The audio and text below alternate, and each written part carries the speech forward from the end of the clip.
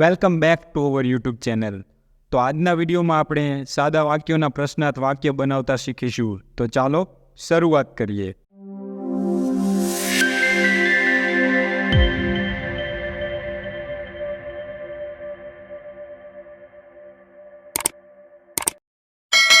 તો સૌપ્રથમ જુઓ, અહીંયા એક વાક્ય આપેલું છે. હવે આપણે આ વાક્યને બનાવીશું. તો કોઈ પણ વાક્યને આપણે હંમેશા સ્ટેપ પ્રમાણે જ બનાવીશું. તો સૌપ્રથમ આપણે ઓળખીશું કે આ વાક્ય કેવું છે. તો આપણને ખબર છે કે તેની પાસે શું હશે. તો અહીંયા કંઈક હોવાની વાત થાય છે, સબ્જેક્ટ કંઈ કામ કરતો નથી. તો આ એક કેવું વાક્ય છે? સિમ્પલ સેન્ટેન્સ, એટલે કે એસએસ. હવે તમને સિમ્પલ સેન્ટેન્સને ઓળખતા આવડી ગયા હશે એવી આશા રાખું છું. હવે આને આપણે બનાવીએ. તો સૌપ્રથમ આપણું બીજું સ્ટેપ હતું. શું હતું? કે આપણે આનો હવે કાળ ઓળખીશું. તો વાક્ય વાંચો, તેની પાસે શું હશે. તો આ હશે શબ્દ ઉપરથી આપણને ખબર પડે છે કે આ વાક્ય ભવિષ્યકાળનું વાક્ય છે.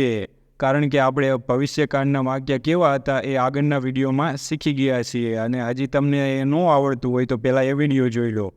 તો આપણે નક્કી કર્યું કે આ વાક્ય કેવું છે, તો કે ભવિષ્યકાળનું. અને આપણને ખબર છે કે દરેક કાળમાં બે કેટેગરીવાળા સિમ્પલ સેન્ટેન્સ હોય છે. તો ભવિષ્યકાળના 2 કેટેગરીવાળા સેન્ટેન્સ કયા હતા? તો કેટેગરી 1 એટલે વિલ બીથી બનતા વાક્ય અને કેટેગરી 2 એટલે વિલ હેવથી બનતું વાક્ય. તો હવે આને નક્કી કરો કઈ કેટેગરીમાં આવશે. તો અહીંયા જુઓ, તેની પાસે શું હશે. તો મતલબ અહીંયા આ સબ્જેક્ટ છે અને આ સબ્જેક્ટની પાસે હોવાની કંઈક વાત થાય છે. પાસે મતલબ નજીકમાં નહીં, પરંતુ માલિકીના અર્થમાં. એટલે કે આની માલિકીનું શું હશે, તેની માલિકીનું શું હશે ભવિષ્યમાં. અત્યારે વાત થતી નથી. જો વર્તમાન કાળમાં હોત તો એમ લખ્યું હોત કે તેની પાસે શું છે. જો ભૂતકાળમાં હોત તો એમ લખ્યું હોત કે તેની પાસે શું હતું. આગળ આપણે દરેક કાળના એક વાક્ય બનાવતા શીખીશું એટલે આપણને ઓળખતા આવડે. તો આ કેવા કાળનું વાક્ય છે? ભવિષ્યકાળનું. અને કઈ કેટેગરીનું વાક્ય બનશે બોલો તો? કેટેગરી 1 કે કેટેગરી 2? હા, હવે તમને આવડી ગયું હશે, એટલે તમને ખબર પડી ગઈ હશે કે આ હેવથી બનશે, કારણ કે પાસે હોવાની વાત છે. તો આ કેટેગરી 2 વાળું વાક્ય છે. તો આને આપણે કેટેગરી 2 પ્રમાણે બનાવીશું. અને ત્યારબાદ આપણે નક્કી કરીશું કે આ વાક્ય વિધાન વાક્ય છે, નકાર વાક્ય છે, પ્રશ્નાર્થ છે કે પછી નેગેટિવ પ્રશ્નાર્થ છે. તો અહીંયાથી આપણને ક્વેશ્ચન માર્ક ઉપરથી ખબર પડી કે આ એક પ્રશ્નાર્થ વાક્ય છે. તો આ એક ભવિષ્યકાળનું અને પાછું પ્રશ્નાર્થ વાક્ય પણ છે. તો તેનું સેન્ટેન્સ સ્ટ્રક્ચર શું થશે? તો તેનું સેન્ટેન્સ સ્ટ્રક્ચર અહીંયા લખેલું જ છે. તો આપણે થોડાક વાક્યમાં દરેકનું સેન્ટેન્સ સ્ટ્રક્ચર જોઈશું, પરંતુ હવે આપણે ધીમે ધીમે પાકા કરી લઈશું, કારણ કે ફક્ત થોડોક જ ફેર છે અને હવે તમને આવડી ગયું હશે. તો આપણી પાસે સેન્ટેન્સ સ્ટ્રક્ચર છે. સૌપ્રથમ WH આવશે જો વાક્યમાં હશે તો. ત્યારબાદ આપણે વિલ મૂકીશું, ત્યારબાદ આપણે સબ્જેક્ટ મૂકીશું, ત્યારબાદ હેવ આવશે અને સૌથી છેલ્લે ઓબ્જેક્ટ અને પછી છેલ્લે ક્વેશ્ચન માર્ક આવશે, કારણ કે આમાં કોઈ નકારનો ભાવ રહેલો નથી. તો આ એક કેવું વાક્ય છે? ક્વેશ્ચન માર્ક છે અને હકાર છે. તો હવે આપણે આ વાક્યને અહીંયા બનાવીએ. તો સૌપ્રથમ આપણે શું મૂકીશું? તો સૌપ્રથમ આપણે WH મૂકીશું. તો જુઓ, હવે તમને આ WH વાળા શબ્દો આવડતા હશે. અને જો હજી પણ તમને WH વાળા શબ્દ ન આવડતા હોય તો મેં આગળ તમને ઓલરેડી ભણાવી જ દીધું છે કે WH વાળા શબ્દો. તો એ વિડીયો તમે પહેલાં જોઈ લો અને તમે શીખ. તો સૌપ્રથમ આપણે WH મૂકીશું. તો WH આ વાક્ય ગુજરાતી વાંચો, એમાં શું WHનો શબ્દ આવશે? તેની પાસે શું હશે. તો શું માટે આપણે કયો શબ્દ વાપરીએ છીએ? વોટ. વોટ એટલે શું થાય? શું થાય. તો વોટ. ત્યારબાદ શું આવશે? વિલ આવશે. તો આપણે શું મૂકીશું? What will. ત્યારબાદ શું આવશે? સબ્જેક્ટ. તો આ વાક્યમાં સબ્જેક્ટ કોણ છે? હવે તમને ઓળખતા આવડતો હશે. તો સબ્જેક્ટ અહીંયા તેની પાસે, મતલબ તે વ્યક્તિની વાત છે. તો તે છોકરી બી હોઈ શકે અને છોકરો પણ હોઈ શકે. તો આપણે હંમેશા છોકરો હોય છે એવું વિચારીશું. અને સી લખે તો એ કાંઈ ખોટું ન પડે. તો આપણે શું મૂકશું? સબ્જેક્ટ હી મૂકીશું, કારણ કે તેનું અંગ્રેજી શું થાય? હી. તો વોટ વિલ સી. ત્યારબાદ શું આવશે? હેવ. અને છેલ્લે ક્વેશ્ચન માર્ક, કારણ કે જે ઓબ્જેક્ટ છે એના વિશે તો પ્રશ્ન પૂછવામાં આવ્યો છે. તો આપણું વાક્ય બનીને રેડી થઈ ગયું. What will he have. તો એકદમ ઇઝી છે જ્યારે તમને સેન્ટેન્સ સ્ટ્રક્ચર આવડે ત્યારે. તો આશા રાખું કે હવે તમને સેન્ટેન્સ સ્ટ્રક્ચર આવડતું હોય છે. તો આપણું વાક્ય શું બન્યું? What will he have. અને જોઈ લો, આપણે જે વાક્ય બનાવ્યું એ પ્રમાણે જ એનું સાચું વાક્ય બને છે. What will he have. અને છેલ્લે ક્વેશ્ચન માર્ક. તો આ પ્રશ્નાર્થ વાક્ય બની ગયું. તો હવે આપણી પાસે બીજું વાક્ય છે, ત્યાં શું હશે. તો તો સૌપ્રથમ આપણે સ્ટેપ પ્રમાણે જ બનાવીશું. તો પહેલું સ્ટેપ હતું કે વાક્ય કેવું છે, તો વાક્ય વાંચો ત્યાં શું હશે, મતલબ કંઈક હોવાની વાત થાય છે. તો સૌપ્રથમ આપણે વાક્યને ઓળખી લીધું કે આ એક સિમ્પલ સેન્ટેન્સ છે, કારણ કે આમાં કોઈ મુખ્ય ક્રિયાપદ આપેલું નથી એટલા માટે.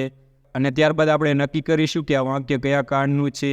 તો જુઓ તો વાક્ય કયા કાળનું છે, ત્યાં શું હશે. અને મેં તમને શીખવાડ્યું હતું કે હશે ઉપરથી આપણને ખબર પડશે કે આ કયો કાળ છે, ભવિષ્ય કાળ. અને ગુજરાતીમાં તો તમને કાળ આવડતા જ હોય. તો આ કયા કાળનું વાક્ય છે, તો આ એક વાક્ય ભવિષ્યકાળનું છે. અને ભવિષ્યકાળની ત્યારબાદ આપણે શું નક્કી કરીશું, તો આપણને ખબર છે કે 2 કેટેગરી હોય છે. કેટેગરી 1 એટલે વિલ બી વાળા વાક્ય અને કેટેગરી 2 એટલે વિલ હેવથી બનતા વાક્ય. તો વાક્ય વાંચો એટલે આપણને કેટેગરીની ખબર પડશે. ત્યાં શું હશે, મતલબ ત્યાં કંઈક હોવાની વાત થાય છે, કોઈની પાસે હોવાની વાત થતી નથી.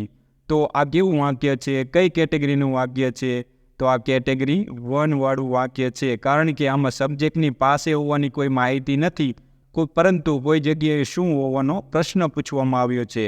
અને ત્યારબાદ આપણે નક્કી કરીશું કે આ એક વિધાન વાક્ય છે, નકાર વાક્ય છે કે પછી પ્રશ્નાર્થ વાક્ય છે. તો આપણને આ પ્રશ્નાર્થના ચિહ્ન ઉપરથી ખબર પડી ગઈ કે આ એક પ્રશ્નાર્થ વાક્ય છે.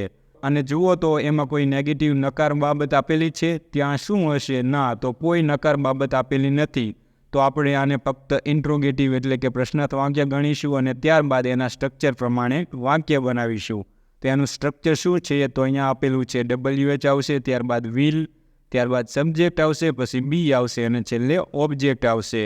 કારણ કે આપણે સિમ્પલ સેન્ટેન્સ જોઈએ છીએ. તો હવે આપણે અહીંયા વાક્ય બનાવીશું. તો ફરી પાછા આપણે જોઈશું કે ત્યાં શું હશે.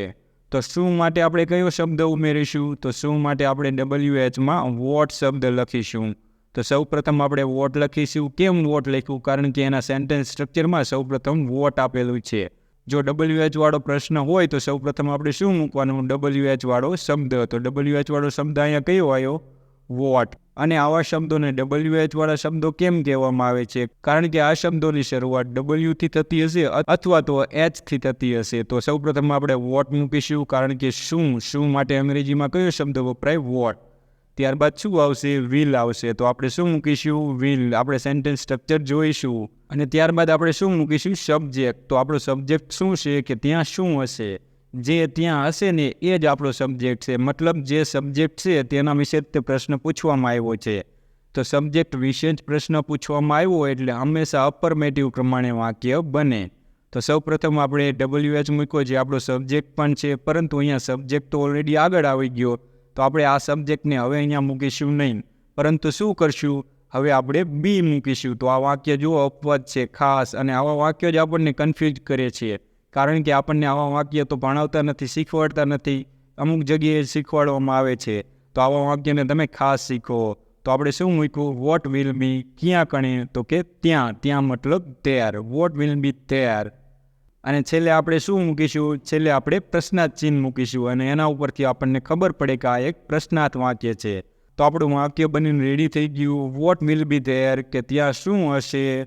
અને આમાં જે સબ્જેક્ટ છે તેના વિશે જ પ્રશ્ન પૂછવામાં આવ્યો છે, એટલા માટે જે સબ્જેક્ટ હોય તે WHમાં સમાવેશ થતો હોય તો એને આપણે આગળ મૂકશું અને ત્યારબાદ વિધાન વાક્ય જેમ જ મૂકીશું. અને ત્યારબાદ આપણે વિધાન વાક્યની જેમ જ બનાવીશું. અને જો આપણે ઇન્ટ્રોગેટિવના સેન્ટેન્સ સ્ટ્રક્ચર પ્રમાણે બનાવીએ ને તો વચમાં સબ્જેક્ટ આવે, તો સબ્જેક્ટ તો આગળ આવી ગયો એટલે વચમાં આવે નહીં. ત્યારબાદ આપણે એક સ્ટેપ સ્કીપ કરી દેવાનું, શું આવશે, તો બી આવશે ને છેલ્લે ઓબ્જેક્ટ. તો આપણું વાક્ય બનીને રેડી થઈ ગયું છે. હવે આપણે ચેક કરી લઈએ કે આપણે વાક્ય બનાવ્યું બરાબર છે કે નહીં. તો અહીંયા મેં જવાબ ઓલરેડી આપેલો છે, તો હું તમને બતાવું. તો હવે આપણે આગળનું વાક્ય જોઈશું અને આપણું આગળનું વાક્ય છે, મારી પેન કોની પાસે હતી. તો સૌપ્રથમ આપણે નક્કી કરીશું કે વાક્ય કેવું છે. તો આપણને ખબર પડી કે આ એક સિમ્પલ સેન્ટેન્સ છે. કેમ, કારણ કે આમાં કોઈ મુખ્ય ક્રિયાપદ આપેલું નથી. અને ત્યારબાદ આપણે આનો કાળ નક્કી કરીશું. તો હતી શબ્દ ઉપરથી આપણને ખબર પડી કે આ કેવું વાક્ય છે, ભૂતકાળનું વાક્ય છે. કારણ કે હતું, હતા, હતી અથવા તો હતો આવા શબ્દો શેમાં આવે છે, ભૂતકાળમાં. અને જો વર્તમાન કાળનું વાક્ય હોત તો એમ લખ્યું હોત કે મારી પેન કોની પાસે છે. અને જો ભવિષ્યકાળનું હોત તો એમ લખ્યું હોત કે મારી પેન કોની પાસે હશે. તો આ હશે શબ્દ ભવિષ્ય બતાવે છે, જ્યારે છે શબ્દ વર્તમાન કાળ બતાવે છે અને હતી શબ્દ ભૂતકાળ બતાવે છે. અને ત્યારબાદ આપણને ખબર છે કે ભૂતકાળમાં તો 2 કેટેગરીવાળા વાક્ય હતા.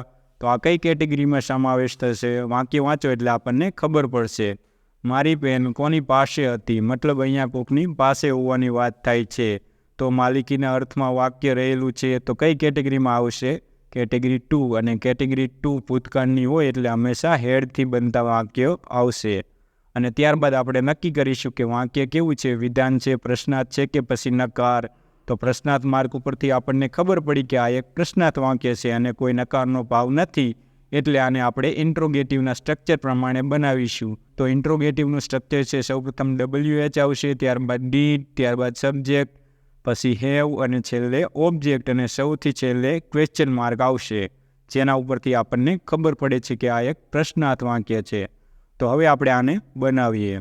તો સૌપ્રથમ આપણે શું મૂકીશું? તો સૌપ્રથમ આપણે WH મૂકીશું. તો આમાં WH કોણ છે? તો આમાં WH કોણ છે? તો મારી પેન કોની પાસે હતી? કોણ છે કે જેની પાસે મારી પેન હતી? તો કોણ શબ્દ આવ્યું ને, તો કોણ શબ્દ માટે આપણે શું મૂકીશું? વુ મૂકીશું, વુ. અને જો વોથી હંમેશા પ્રશ્નની શરૂઆત થાય એટલે આપણે કોને શોધવાનું હોય? સબ્જેક્ટને. તો આ વાક્યમાં આપણો સબ્જેક્ટ જ શોધવાનો છે. તો આ વાક્યમાં આપણા સબ્જેક્ટ વિશે જ પ્રશ્ન પૂછવામાં આવ્યો છે. તો હંમેશા આને આપણે વોથી બનતો હશે એટલે આપણે આને અફર્મેટિવના સેન્ટેન્સ સ્ટ્રક્ચર પ્રમાણે બનાવીશું. ત્યારબાદ ડીડ નહીં આવે. કેમ? કારણ કે સબ્જેક્ટ આવશે. સબ્જેક્ટ અહીંયા આપણે શોધવાનો છે એટલે વુ પણ સબ્જેક્ટ જ ગણાય. ત્યારબાદ શું આવશે? હેડ આવશે. તો આપણે શું મૂકીશું? હેડ. વુ હેડ શું? તો કે મારી પેન. તો વુ હેડ માય પેન. કોણ છે જેની પાસે મારી પેન હતી? એટલે કે જુઓ, વુથી પ્રશ્ન પૂછવાનો એટલે હંમેશા અફર્મેટિવના સેન્ટેન્સ સ્ટ્રક્ચર પ્રમાણે જ વાક્ય બને છે. તો સૌપ્રથમ વુ આવશે જે આપણો સબ્જેક્ટ ગણાશે, ત્યારબાદ હેડ આવશે અને છેલ્લે ઓબ્જેક્ટ આવશે. તો આપણે અહીંયા જુઓ એક પ્રશ્ન બનાવ્યો. સૌપ્રથમ સબ્જેક્ટ આવ્યો, ત્યારબાદ હેડ આવ્યું, ત્યારબાદ ઓબ્જેક્ટ આવ્યો. તો આવા પ્રશ્ન આપણને બહુ કન્ફ્યુઝ કરે છે અને પરીક્ષામાં આવા જ પ્રશ્નો પૂછાય છે. તો હવે આપણે આને ચેક કરી લઈએ કે આપણે લખ્યું એ બરાબર છે કે નહીં. તો અહીંયા આપણે ચેક કરશું. તો અહીંયા આપણે ચેક કરી લીધું, આપણો પ્રશ્ન એકદમ બરાબર રાઈટ છે. વુ હેડ માય પેન અને છેલ્લે ક્વેશ્ચન માર્ક. તો એવી રીતે આપણે આ વાક્ય બનાવ્યું છે.